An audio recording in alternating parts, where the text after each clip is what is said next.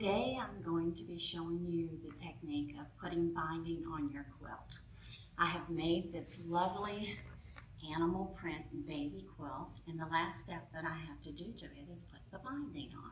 So the first step that we do is we take and we cut our 2.5-inch strips, which I have 2 pieces here already cut. The next step will be we will take all of our strips and we will combine them together to make one continuous binding strip. So I take my strip and I draw my line across using a ruler. You can use a pencil, you can use a marking tool, but once you have your line drawn and everything, it's here so that you can see that that's going to be your stitching line. So then I take and I put a pin in each corner so that my fabric does not move. And then I take it over to the sewing machine and I sew this directly on the line.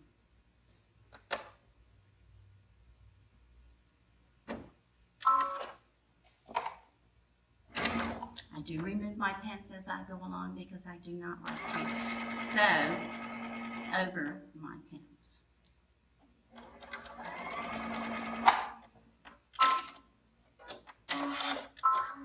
So once I have my 2 strips, my binding strips sewed together, they should end up looking like this. And we take and we cut a 1/4 inch past the line. So we would take this and we would cut this off, and this isn't any good. So the next step would be pressing. So I take this over to my eye and I press this in half to get our binding wet. So what I'm doing is I'm just taking this and I'm pressing this.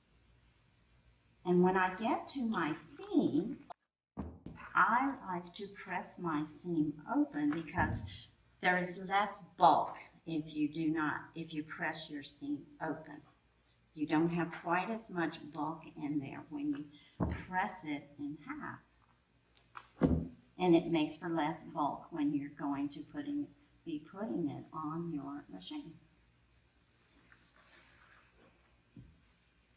And I do this with however many strips that I have that it takes for my binding. And most of our patterns this day and time tell us how much fabric we need for binding and usually how wide to cut our binding strips. 2.5 is usually the normal. So once I have this done, I am ready to put this on my baby quilt. So therefore, what I have done to readily get this ready for my demo is I have sewed the binding on. And I want to show you, I have it sewn, and I have gone all the way, I've left one corner undone, and then a section to finish it off. So if you will notice that I have it, and it's right along the edge here. And when I come to the corner, I'm going to sew up to 1/4 inch. And I take and mark 1/4 inch from the corner, and I know it's very hard for you to see that mark, so I'm going to put a pin here.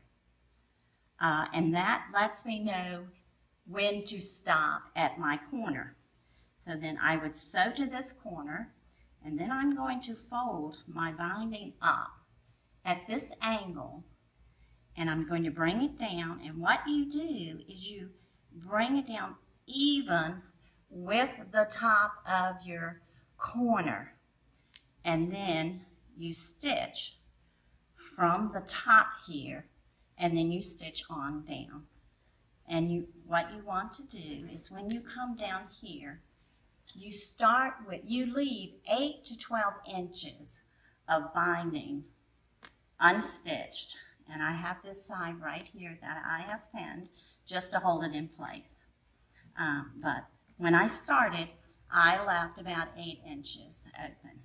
So once I have come to this point, then I'm going to show you using the binding tool, using this little tool, I'm going to show you how to finish that those two pieces together to make a one complete piece.